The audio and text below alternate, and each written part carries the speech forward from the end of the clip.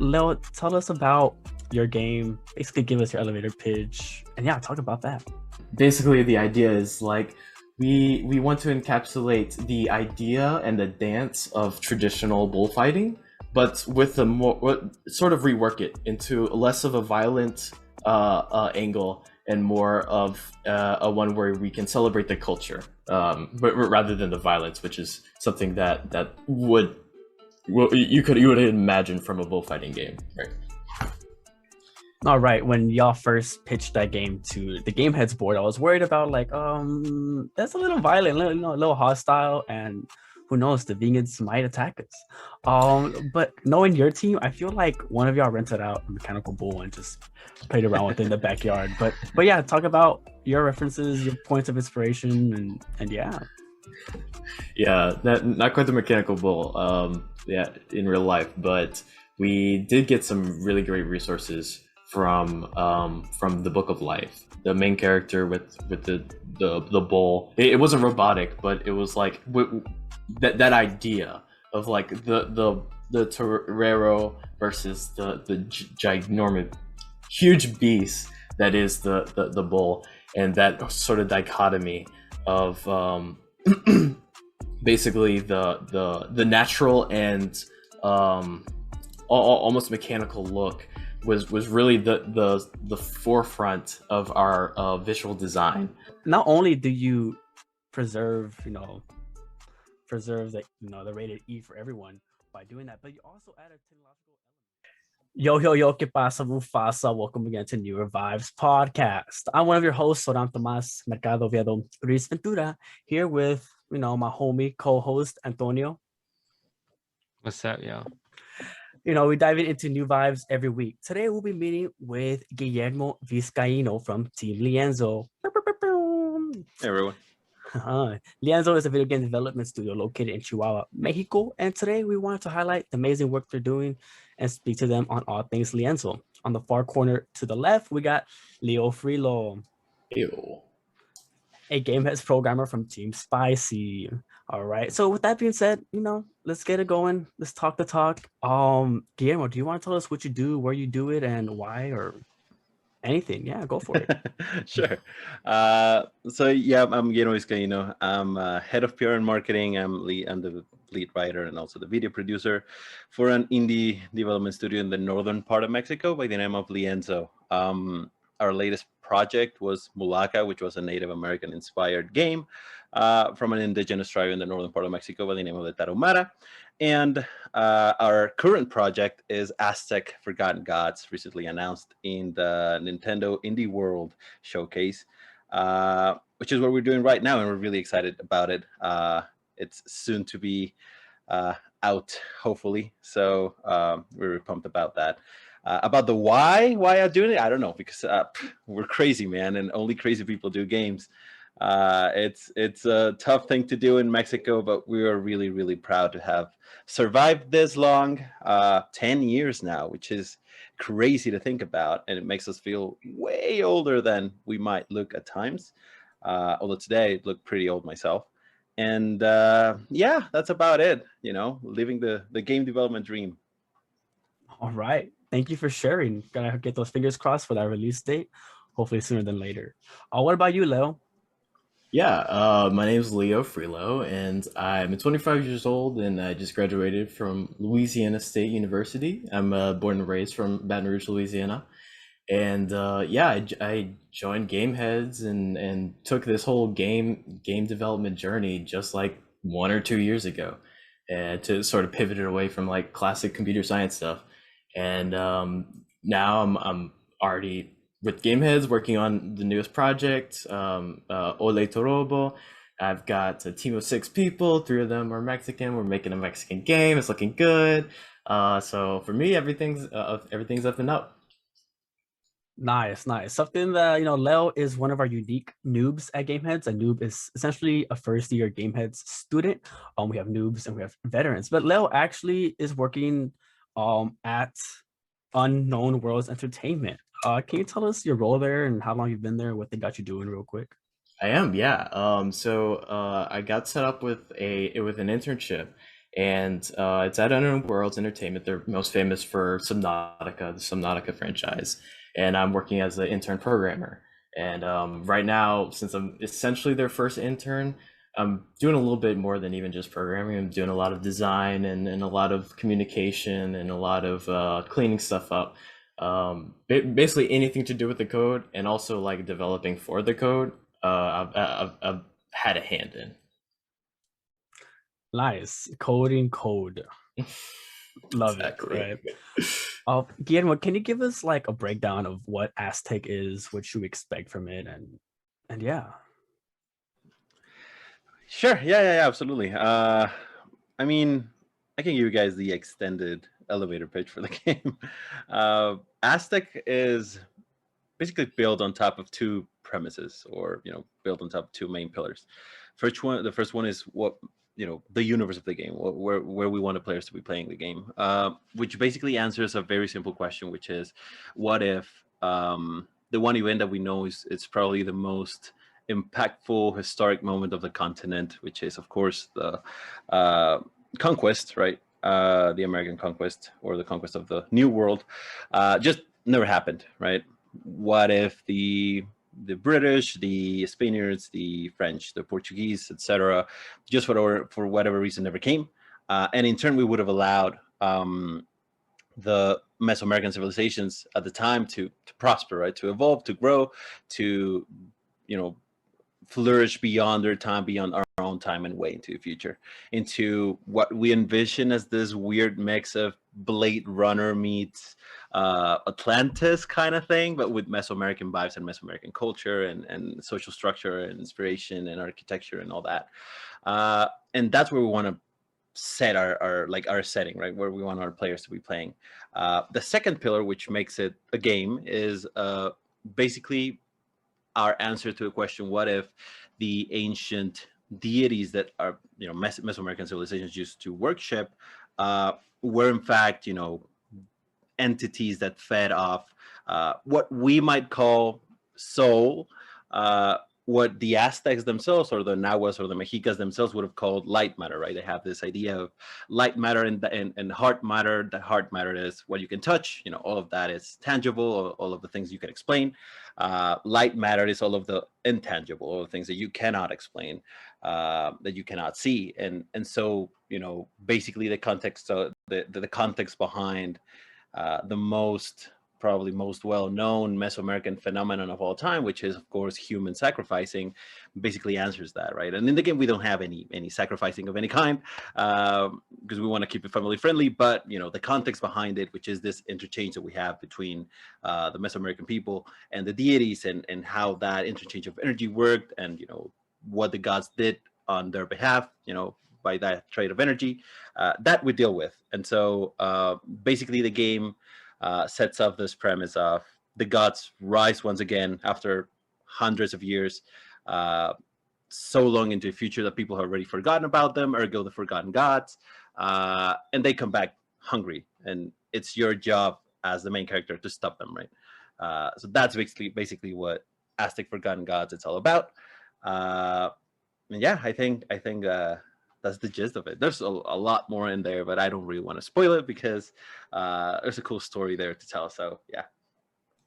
No, that sounds like a perfect introduction where you gave a lot that of back story, but also leaves a lot for interpretation. Like after hearing you say, like, I genuinely really want to play your game right now.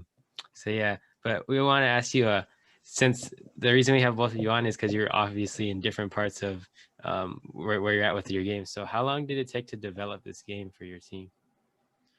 Oh man, well, in our case, we started working on it properly at the very beginning of 2018, just before we finished with Mulaka, when we were just finishing that launch process with Mulaka. So by now we've worked on it for the better part of 4 years, right? About 3 years and a half, which is crazy because it's a very long time, especially for an indie developer, for a single game. But the game went through a lot in the development cycle and the development process. It's survived a world pandemic, which is no small feat, and it has evolved in a way. I mean, people will never know this, but it has evolved so much from what the original idea for the game was. That just it kept, stretching and stretching and stretching what we originally set out to do in terms of timing. So yeah, 3 years and a half. It's what we've done in terms of development for this one, and we're still, however long it's left before launch. So a little bit longer still. Oh wow, yeah, before lunch, huh? 3 years and a half and counting, right? Exactly. And no, that's a beautiful concept, very ambitious and very important for our industry. But before we dive more into that, Leo, tell us about your game. Basically, give us your elevator pitch, and yeah, talk about that. Yeah. We definitely haven't had 3 years under our belts, just 2 months. We're still working on the elevator pitch even as of yesterday, but so far we have Ole Torobo is a isometric action bullfighting game where players use positioning and well-timed dodges to steer robotic bulls into destroying key objects. Set in a near future Mexico, the players will experience Mexican culture through the eyes of our heroine, Terrero Maria. And basically the idea is like we want to encapsulate the idea and the dance of traditional bullfighting, but with a more sort of rework it into less of a violent angle and more of a one where we can celebrate the culture, but rather than the violence, which is something that you would imagine from a bullfighting game, right? All right, when y'all first pitched that game to the Gameheads board, I was worried about like, that's a little violent, a little hostile, and who knows, the vegans might attack us. But I think it's not only do you preserve, the rated E for everyone by doing that, but you also add a technological element with the land and culture. Like, well, if Mexicans had this technology, inheritance, would bullfighting be as violent as it is today? And yeah, was that part of the thinking process, or did that just come to be as y'all start developing the game? Exactly. Yeah, that was definitely part of it. Part of the really nice thing about the technical aspect is that we have more affordances on the bulls.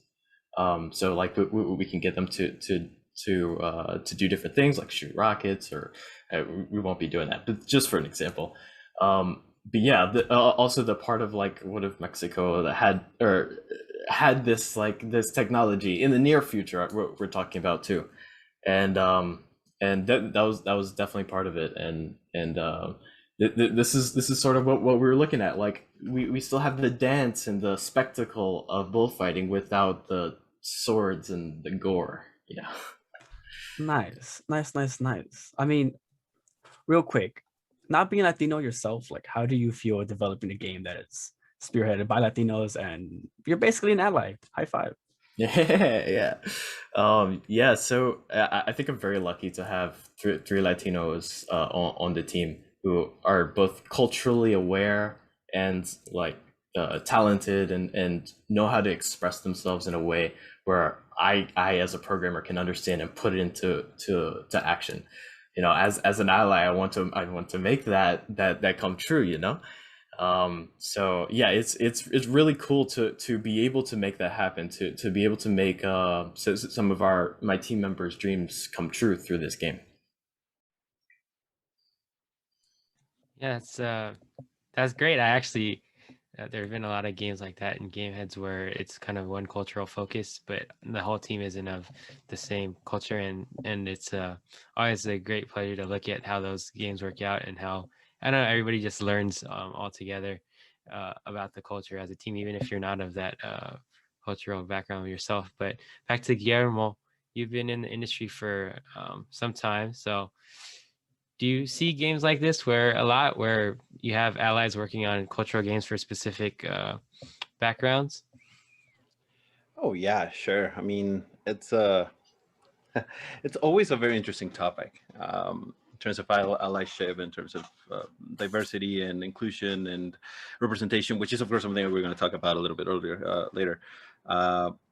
But definitely, I mean, we see a lot of examples of this, right? We've seen things like Guacamelee, we've seen things like Mario Odyssey with a land Kingdom level. I think that was the name of it. We see that even in transmedia, right? In other very different type of things that are not video games, like I don't know, Speedy Gonzalez or things like that, which is at the end of the day, it's different incarnations of what representation looked like in different eras and different types of mindsets and different types of moments historically.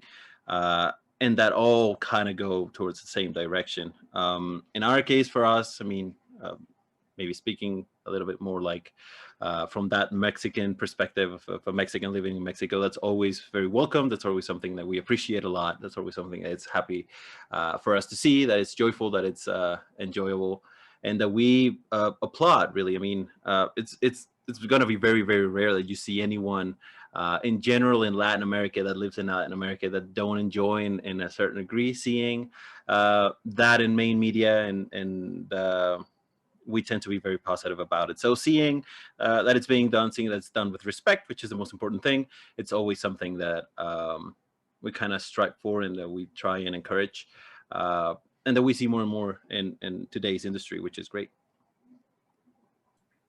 Nice. That's good, because that's what we want in this industry, right? That's what we're striving for and making a collective movement towards. I got a question for like Leo. Like, did your team just wake up and decide to make a bullfighting mechanical game with a twist on it, or how'd that come to be? Yeah, sort of. One of our members, who basically kick-started the whole team, already had a pitch ready, and he already had a game. He already had some assets and some ideas for a bullfighting game. It wasn't Mexican at the time, but yeah, like I was on board, and as we brought on people, especially like people like the Mexican members, like it sort of gravitated away from just bullfighting to bullfighting in a Mexican context. And yeah, that's where the angle came in. But yeah, from the beginning, it was bullfighting robot bulls. I see. That's dope. Usually it's a little dangerous to have someone with a full-on pitch from day one and then y'all run with it, but it seems like this one worked out fluently. I was gonna ask, what was I gonna ask? Oh, how long do you have to develop this game, and how long have you been making it? As for me, Yeah, you know. I believe we have one more month in production, which is kind of scary to say out loud. Yeah, we have one more month, and then I believe if everything looks good and is approved, we'll be able to work on it some more later. I see. Okay, cool. I would love to see this game continue on in the future after your 2-month demo. Guillermo, did y'all have like a 2-month prototype for Aztec, or how does prototyping such a big game work?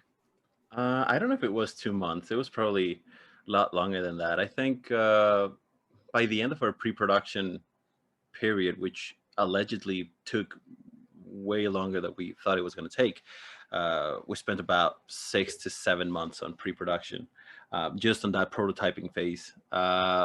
And there's two reasons for that. One was that we wanted to make a very, very polished prototype, and the other one was that we knew that in order to reach the new heights that we wanted to reach, we needed to give our team time for capacity for bettering themselves, right? For learning new skills, for getting on top of all the new trends, on top of all the new technology, on top of all the new just things that you have to do as an artist, as a programmer, as a even as a writer, right? I mean, in my case, I took a couple master classes. I remember that we bought the master class subscription just so that I could take the Aaron Sorkin master class, which was fantastic, by the way. And so we gave ourselves a period of time just for getting up to speed with what was new and what was better, and just getting better in terms of skill set. And then we started working on a prototype, and we had a very clear objective in mind. We did not set it in a way that it was like we have 2 months to make it. It was more of a milestone oriented. We have until E3 to make it work, right? And E3 is going to be our due date, so we can go out and actually show it and whatnot. And we were very fortunate in the sense that we've won national contests that's sponsored by the ESA that gave us passes for showcasing at E3. And so publicly what we were doing was like, oh, look, Mulaka is 83, and we're showcasing, is like one of the first Mexican projects that are showcasing 83. The reality of it was that was like a secondary thing we were doing. Our primary objective at LA that year, which was 2019, I want to say, probably, yeah, or 2018, just a blur with the pandemic in the middle of it all. We took that first, it had to be 2019 because we didn't have, the demo in the first months of, so by 2019, we set out to go to LA. We show it to all of our partners, all of the people that we knew.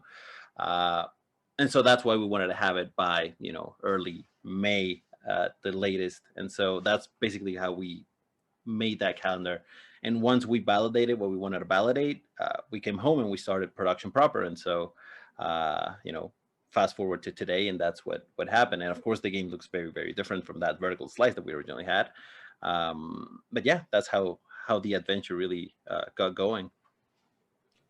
So you talk about how the adventure got going. When you were like having this game and you're coming up with it, and you have you want to do a Mexican concept, in video games, we all know there's not as much like representation for indigenous folks and Mexican stories out there in video games. So are there other reference points from other media, such as like music, movies, old stories that you took to make this game? Definitely. And I mean, it would depend on what aspect of game development you were analyzing, really. I mean, in terms of gameplay mechanics, in terms of storytelling, in terms of game feel and pace and whatnot, there's of course a variety of different references that we took, but particularly about the culture itself, or the methodological inspiration of it all, it was more research based than really referenced inspired. We spent a long time, which I mean, in the big picture is still a relatively short amount of time, right? We spent a couple years researching and understanding and learning about the Mesoamerican cultures, and in particular the Mexica, Nahua, Aztec, for lack of a better term, culture, which is not a long time. I mean, we're not anthropologists, but we got a good understanding of what was in there, and that's what we used for inspiration. As for the rest of the game, I mean, we've always said it's impossible to make an action adventure game without taking a little bit from the action adventure king that is Zelda. In this case, we're dealing with gigantic, boss fights, and so Shadow of the Colossus was a big influence too. Our movement in the game is extremely vertical, and so games like Gravity Rush were big influences as well. In my case, in particular, for the narrative side of the game, being the lead writer, I took a lot from games like God of War, the latest mainly. On the one hand, because of course it's another game that uses methodological inspirations to build its narrative, on top of a fictional story that's built on top of it. And that's on one side. And on the other side, we had a fantastic father-son centric narrative, which is something that we wanted to do with Aztec too. There's of course what's going on with this epic, crisis of the giants coming out and you fighting the gods and whatnot. But we know that people were not going to really empathize with that aspect of it, because no one has really have to dealt with that particular situation maybe in their lives, hopefully. But how the interpersonal relationship that you have with those close to you, particularly in this case with Ashley's, our main character's mother, how that relationship changes in time of crisis, how that, how things need to evolve throughout this entire ordeal that they're going with, is the kind of story we know it was going to be very easy to empathize with. Particularly once the pandemic started, we knew that it was going to be one of those things that, we're all still living in crisis. And so being able to put a little bit of that into the game was very important for us. And yeah, so, I mean, God of War was a huge inspiration for that. And if you ask anyone in the team, they're probably going to give you another 40 references that they used for creating their particular aspects. But yeah, those are the ones that I can think of. Nice. Yeah, I definitely see the parallels just based off of the trailer. I mean, Child of Colossus, like their first tutorial level is it just gets you hooked right into the game. Like I would have played more of it, but I just don't own the console. But that raises the question the same question for Leo. Like, knowing your team, I feel like one of y'all rented out a mechanical bull and just played around with it in the backyard. But yeah, talk about your references, your points of inspiration, and yeah. Yeah, not quite the mechanical bull, yeah, in real life, but we did get some really great resources from the Book of Life. Basically that whole scene of like the main character with the bull. It wasn't robotic, but it was like that idea of like the torero versus the ginormous huge beast that is the bull, and that sort of dichotomy of basically the natural and almost mechanical look was really the forefront of our visual design. And then in terms of mechanics, we were looking for originally it was very reflex based, which we actually got inspiration from WarioWare. In those games, like you have to have the reactions on point, and in bullfighting you have to have the reactions on point. That's we've sort of gone away from that a little bit, but that's still on our radar of like, hey, we really want to make this a reaction based game. Also, we took heavily some resources from like Guacamelee that was already brought up. It's like we love what they did with the fact that like incorporating everything as much as possible of Mexican culture into their game without necessarily being like a Mexican game, if that makes sense. Like it's a platform, or it's a platformer, a puzzle platformer from the forefront, and then it's just like set in a very Mexican setting, and that's sort of what we wanted to emulate as well. We also took references of stuff not to do. So like for instance, we looked at Spanish for Everyone for Nintendo DS, and we were like, okay, we don't want to do that. We don't want to. If you don't know, it's like Activision put out a game for Nintendo to teach people Spanish, and from the very get-go, it was disgusting. It was racist as hell. I mean, like the main character is white, and his friend is Mexican, and the whole plot is that the Mexican's uncle came and basically like they were escaping the cops or something, and they inadvertently stole the Nintendo DS. So like right from the get-go, you have a Spanish game with a white protagonist whose best friend is like is the Mexican who's the antithesis of what's about to happen. Yeah, so that's what we want to avoid. Yeah. And then also for Guacamelee, we liked their Mexican culture, but we wanted to incorporate more like classic Mexican culture rather than stereotypical Mexican culture that Guacamelee kind of revolves around. Yeah, I like that you said that about Guacamelee. I'll go back to that in a second, but I just want to go back to the part. I don't even know what the name was. The whole Nintendo that game. There's a reason why I've never heard about that, and that just sounds so funny to me in like a messed up way. But yeah, I could definitely when you first pitched the bullfighting thing, I could definitely like in my head it just popped up Book of Life. Like I see the exact same like parallel to that, so I thought that was very interesting. I will lie. I kind of want to see this. What was it again? The Spanish learning Activision game. Spanish for Everyone. Yeah. Spanish for Everyone. Yeah, I'm gonna look it up because now I'm just intrigued. I just want to know what's going on over there. I will say though, and this is something that I actually been seeing more of. Now that and correct me if it wasn't for you, but I've seen a lot of going into the future with the Mexican or the Latin American or the whatever culture as being something that's very innately attractive.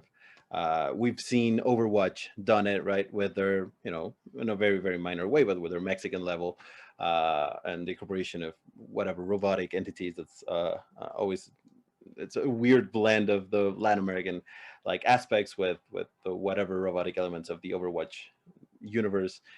We kind of see it in your game. We kind of see it in Aztec as well. I mean, Aztec is basically that, right? It's a futuristic, maybe not Mexican per se, but a futuristic Mesoamerican inspired thing. And I don't know if, and correct me if it's not for you, but I don't know if it's because it's just a fantastic platform for just building fiction on top of, without going to the stereotypical, just as you mentioned, right? For us, it was the best way for us to get away from the more sensitive topics or the more difficult to represent topics, was to go in or take those, take the setting in general into a place that no one has really ever been before with it, and that just gave us a playground for us to do not anything or not everything that we wanted, or not like treated like it, not that it didn't have the importance that it had, but it allowed us to be a little bit more lenient in how we approach certain things and how we decide to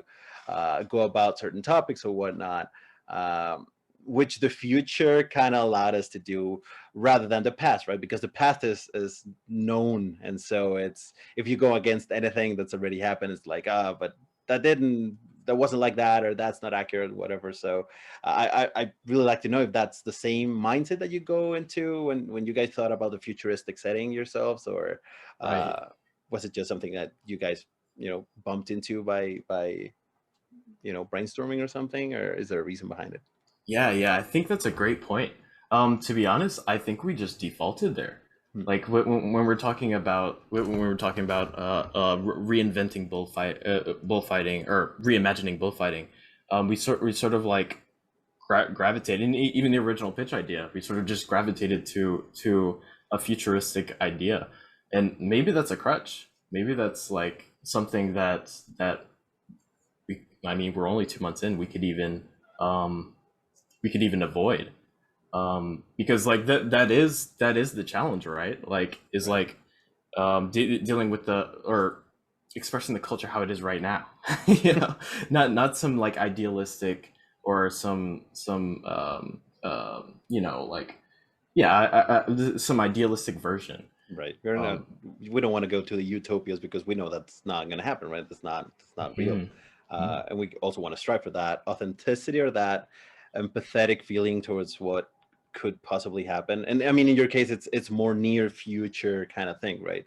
Because I mean, we went all overboard and we have like flying cars and shit like that, which is maybe a little bit more, falling on those futuristic tropes. But definitely, yeah, it's interesting. And as you said, right, it allows you to more easily, I think, portray Mexican or Latin American inspired things, even though and I don't mean this as an obstacle or as something negative from the game, but thinking of bullfighting, which is primarily a Spanish tradition, not so much a Mexican tradition, and it's of course seen nowadays as a more of a Mexican thing for whatever reason, the matador kind of like subculture and things like that. But once you start digging, you think, okay, oh right, this is not really Mexican, as it's not as Mexican as people think.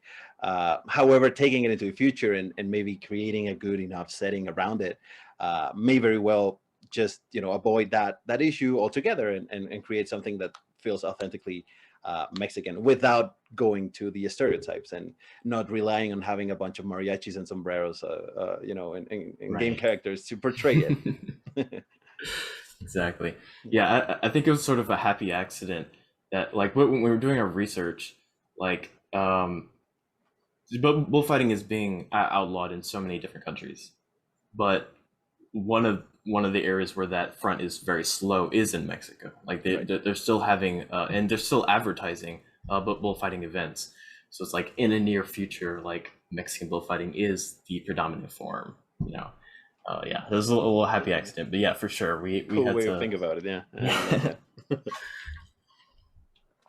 Wow, Cool. lovely conversation between you two. It's very cool to see like developers conversing and collaborating on their idealisms and where they want to take and put the work into the industry. Can I ask, like, when you were first starting your career, Guillermo, can you talk about like your first video game project or your simulation or whatever it may have been? Oh man, that's a good one. It feels like so long ago too. Oh man, I think the first thing I ever did had any sort of relationship to video games was more on the writing side. I remember I wrote something akin to a review for a magazine somewhere, kind of like in this freelancing contractor kind of vibe. Uh, that never really got to anywhere because it was more of a, this is like my sample review, give me a job please. That didn't work. And then a friend of mine, I was still at school back at this point. um, we wanted to be involved in video games, and we knew that we wanted our professional paths to be in a way related to video games. We wanted to work in the industry. We were longtime gamers. We were very good friends. We still are very, very good friends. And seeing there was a lack of places for us to work on, we decided to create this small you know company, media company. And we had our podcast, and we started doing reviews for games, and we started doing like let's plays. And this was back in like 2015 or something, maybe even a little earlier than that. And that was our like first outing into video games. Then we joined Lienzo, both of us. And I remember 1 year prior to this, uh, I had this idea that, and now I know it's wrong idea, or it's not as accurate as I thought back then. But I thought, if I want to get into video games, I need to be either a programmer or an artist. There's no two ways about it, which is probably still the first mistake that a lot of people do when they want to get into gaming. And so because of that, and because I had a background in engineering and in coding and programming, I am a mechatronics engineer. And so I have, partly a mechanics engineer, partly an electronics engineer. And I work with embedded systems and C and assembly and things like that. So I just migrated all that knowledge towards C#, and started working in getting used to Unity and working with Unity and getting projects into Unity. So the first thing that I ever did was a Pong clone, and then I did what was it called, a breaking clone, or what's the name of the little ball? There you go, a breakout clone. I made a Flappy Bird clone. And those were my, portfolio projects for me to go to Lienzo and be like, hey, look, you guys are a video game studio. I make video games. I know how to code. I know how to use Unity. You guys are using Unity. And that's how I got in. And then flat out, just very similar to Leo, I got hired as an intern, or I got into Lienzo as an intern. And immediately my responsibilities were not just coding, but also video producing. And I remember I did the first trailer for Hunter's Legacy. I designed the first website that we used for Hunter's Legacy, which was our game prior to Malacca. I started writing, and because I out of the team, I'm the biggest cinephile that there is. So I love movies, and I love TV, and I love like storytelling in general. So I kind of just fell into that role. And after a while, I got hired, and that's basically how it all started. And now I realize that there were a million different ways in which I could have entered the industry that didn't needed me to be, a coder or a programmer. I'm very happy that I know, what I know today, and that I'm able to go into Unity and make changes and check code and all that. But today, 6 years later, I'm no longer programming anymore. Like, it's not one of my main responsibilities, and it's ironic because that's how I thought it was going to be. That's what I thought I needed, and it wasn't. And yeah, that's about it. That's very interesting, just to know what you thought and where you are now. That's like a long journey. But even before that, did you know, like, when you wanted to be a game developer in general, like, was it just like, oh, I just want to make hella money, or like, was it like, oh, the video games have affected me in this way? And I remember the precise instant when I decided to be a game developer. I mean, in general, every gamer at some point is gonna might want to know what's on the other side of the table, right? They want to know what's on the other side of the screen. Very few really have that final, push towards it and end up deciding to go into game dev itself. What made it for me was in 2013, or was it 2012? I don't remember the year, but I remember it was the Xbox One Unveil event. And I remember that at the time I had this CAD class, which is computer aided design. And I had this one homework that was, getting an exploded view for whatever boring manufacturing piece that I needed to do. And I needed to make the whole exploding view is basically like every single piece of the thing, just, separate, right? And you can see like the cloud of things that are end up making the assembly for whatever it is that you're doing. And during the event, I remember they had this. They presented the Xbox, which was a horrible machine. Thank God they revised that design. But the original fat black Xbox. And at some point in the presentation, they did an exploded view of the thing, and that's when it clicked for me. And it was like, shit, I could, back then it was that like I could. There's a link, right? That's all I needed. There's a link between what I'm doing right now and what could potentially be a professional career in the industry. And that was all I needed. And I remember I spoke with this guy that we ended up doing the podcast later down the line. And I told him, like, you know what, I don't care. I'm gonna be a game developer. I'm gonna go into gaming. I'm gonna do all in my power to be in the industry. A couple years after that, I got into the Ubisoft's graduate program. I didn't got in. I just got like into the like couple first post stages and interviews and whatnot. I got rejected, and that kind of like ruined my life for a moment. I was like really, really sad about it.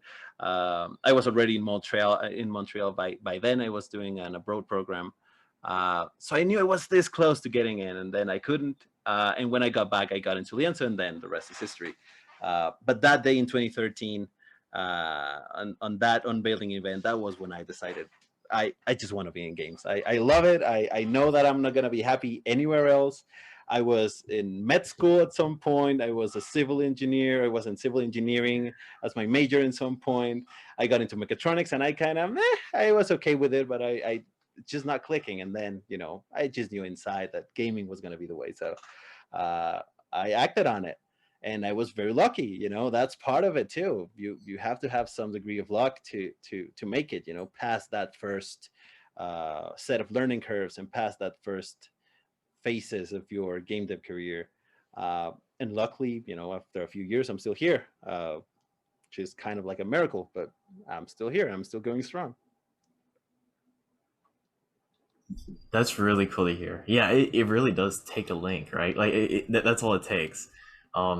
Yeah, it's interesting. I was also in civil engineering at first. And I went to the civil engineering track, then I went to the computer science track. And for me, the link was just seeing for me it was a stream. It was the Guerrilla Collective, black developers black voices in gaming. And that whole stream was the link for me. Like just seeing like, hey, so like cool. yeah. Yeah, People don't realize that it's just a little push. It's not really that difficult, right? It's just that one thing. Totally. So yeah, I'm glad that you find yours too. And not to knock civil engineering, but like I remember I got in because I was extremely confused. I got into med school, and both my parents and a lot of my family they're doctors.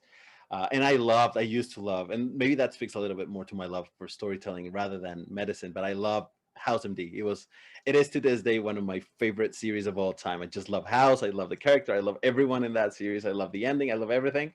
But it wrongfully made me think that medicine was the way, and so I got enrolled in med school. And again, because both my parents are doctors, I was very fortunate to be able to go into a couple surgeries and actually help a little bit and like see it there in the trenches, right? What it was going to be like to be a doctor. And people think that I got like I didn't like I got the butterflies and like the nausea and stuff. I didn't. I actually got bored, and that was it for me. And I knew that if after a couple surgeries I got bored, then I was not going to be able to do it for the rest of my life. And so I thought, okay, I want to do something where I can leave a mark, right? I thought about a physical mark, and what better way of doing that than, erecting a big building somewhere. And so, yeah, civil engineering, that's got to be the way. And after the first year of it, I just realized that, nope, this is not for me. This is definitely not for me. And one of my best friends came along and he said, look, mechatronics is like, again, the jack of all trades. It has a little bit of industrial engineering, it has a little bit of mechanical engineering, it has a little bit of of electrical engineering. Like at the end of the road, you're gonna have a bunch of options. If you don't know what you want to do right now, pick this, and by the end, you might figure out what you want to do. It ended up not being any of that, but that's why I ended up there. It ended up being gaming. So life has a very weird way of putting you in your path. That's all I know. That's interesting hearing like this game dev origin stories, you know. But I mean, my question is gonna be, why didn't it happen sooner? And I think I know part. I've experienced part of the question, you know, just technological inheritance. Like my grandparents can't turn on a computer. Like my dad doesn't know the first thing about internet. You know, I restart the internet and I'm like, I'm a wizard. So yeah, if you could speak on that, Leo. Like, when was the first time you held a computer or you owned a console or just whatever you resonate with? Yeah, my first console was a Game Boy Advance, and I wore my eyes to death like trying to play that game. We're trying to play that console. I think the only game I had was like a puzzle game. It was like a Lego puzzle game, but like I was so engaged and so drawn in, and my parents were very worried for me, so they quickly took that away. But my first real basically I didn't go into computer science or gaming because like I didn't see that as a viable option. You know, like I'm from the deep south. I'm from Louisiana, and like in my ideas, oh, that's just something for California or New York. Like that's just for them. Yeah, but then then I don't know. One of my friends got in to LSU and pursued that track. I was like, no, it's legit. Like it doesn't with computer science. Just like Guillermo was saying, it's like you can go anywhere. That's the driving point. So I just yeah. That when my friend did that, that's when it was like, okay, I can pursue this technological field. I don't have to be in California.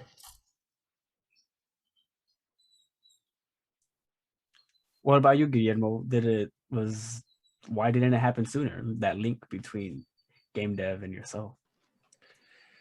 I don't know. I mean, my gaming life has been weird. I used to be very, very into games earlier on. Well, actually, no. I was a late bloomer in terms of getting into games. My generation generally went into gaming. You know, by the time the NES was out, or by the time the SNES was out, I got into gaming by the time the N64 came out, which is, at least for my generation, a little bit later down the line, right? A late bloomer in terms of gaming. But once I got in real hard. I used to love that, and I used to I devoured N64, PS1 games, the original Game Boy games, the original Game Boy Color games. I used to play them all the time, and then for whatever reason, I kind of stopped playing or gaming for a few years, and then I got back into it by the time I was in high school. Uh, no, I'm lying. A little bit before that, because of Halo 3, and then Call of Duty, and I got into shooters quite intensely. And I'm a huge Call of Duty fan. That kind of like it sparked my liking for gaming again. And then in came Mass Effect, specifically Mass Effect 2, and I remember that I loved Mass Effect in general as a franchise. I really, really enjoy it, but Mass Effect 2 is, in my opinion, a narrative masterpiece. It's really, really good, and I've read so much about it, like after the fact, right? And just learned so much in terms of like narrative branching and just narrative implementation and character development and just storytelling, um, that I loved it, and I adored it so much that it got me back into the game, and it got me to appreciate the gaming space as a narrative platform. Because again, as I said, I'm a huge movie lover. I'm a cinephile. I love watching TV series. I love going to theater. Like I love narrative in the traditional space. But realizing that that existed within games was what ultimately made me want to stay within that in order to tell the stories that I wanted to tell. Right, as more in the creative side of me that I think everyone has, and that everyone at some point wants to let out. Video games for me was the ultimate way of doing it, because you get to make someone live through it, right? It's an active audience as opposed to a passive audience with every other type of media. Uh, and so, not just creating the story or coming up with the story, but making someone actually live it and go through it was immensely drawing. And so, that's why my link came so late, right? Because Mass Effect 2 was what, 2009, 11? No, 2012 was Mass Effect 3, so 2010 around ish. And I'm going off the top of my head, I might be completely wrong, but it's gotta be around that time. And so by then I was looking for it, right? That's when I was primed to finding that just little thing that made me go into gaming. And that's when the Xbox One thing happened. And I was in. And yeah, that's why it took so long for me, even though I loved it from a very young age. That's a great story. I agree with that part of, I did narrative design for 1 year, and the whole part of it being, I'm in love with stories as well, where it's the interactivity part of it. That's what makes it the video games so special to me. Yes. And I know you know that. So Guillermo, you talked about gaming and how it was a big part of your life and what you got out of it. You got your passion, your career out of it. So I'm curious, now that you're making your own games, what do you want your audience and communities who play this game to get out of it, specifically the ones that come from these indigenous communities for like Aztec? I mean, as with our previous game, as with Mulaka, the objective has always been to make them feel what we felt. Just to make a very practical example, what we felt with, say, Forza Horizon 5, right? That's the most recent example that I can think of. Seeing an international project, a project that can reach a wide audience, a project that it's being praised for what it's done, within it to have some sort of representation. In the case of Forza Horizon 5, obviously for Mexicans, because it's set in Mexico and we get to see all of this like landscapes and places that we know and that we are very familiar with. Getting something like that for communities that generally don't get to have that at all, right? We did that with Mulaka, and the idea was to get this basically unknown culture to have a time in the stage, right? To have the spotlight. And even though it was only briefly and only relatively well known in the way that we did it, in the case of an indie game that's was successful, but it's not a Call of Duty, but even in our measure of success, we were able to tell a story of a group of people that people around the world just don't know about. Sometimes people within the very same country that the Tarahumaras are from, which is here in Mexico. And now, because of Mulaka, we know that people at least recognize the term Tarahumara, or the term Raramuri, or the term Ganoko, or whatever, things that you can find in the game. Being able to do that, it's tremendously a source of pride for us.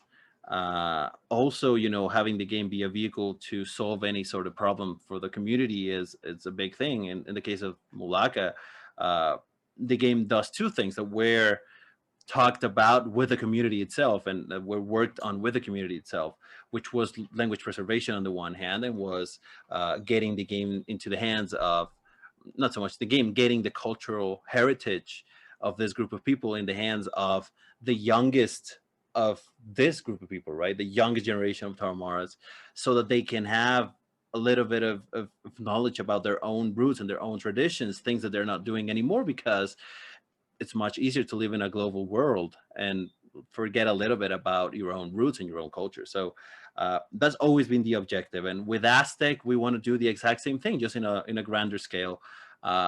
We know that the many descendants of Nahua or Mexicas, it's a huge community. It's a very active community still, not in the same sense as the Tarahumara that still live a very traditional set of lives, because the Mexica or Nahua community, it's pretty much globalized at this point, but they're still very much present everywhere. And so we want to create a game that can allow them to see a little bit of that heritage in the small screen or whatever size screen you have, and see a little bit of those stories, and see a little bit of that inspiration, and see a little bit of that is a source of pride for them, available worldwide. And that's always the objective. So that's what we want to get. That's why we want to get the game out there, and we want to see people enjoy it, and we want to see people get to know a little bit about them, and by extension a little bit of Mexico too. I mean, at the end of the day, there's our national traditions and our national roots and our national pride, right? So a win for the Mesoamerican community, it's a win for Mexico and Latin America. I personally love that idea of like getting this game in the hands of the youngest generation of that culture, in order to give them an avenue of exploring their culture. Right.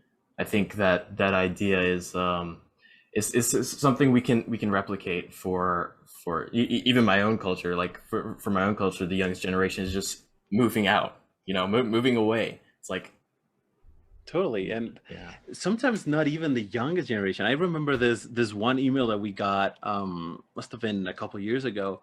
It was this one guy in I can't remember where. He was in the US. And he told us that, he is of course a descendant from the tribe, and he has some ascendancy of that is Tarahumara. And he remembered, now he's a grown man now, but he remembered when he was a child, he used to hear the stories from his grandpa.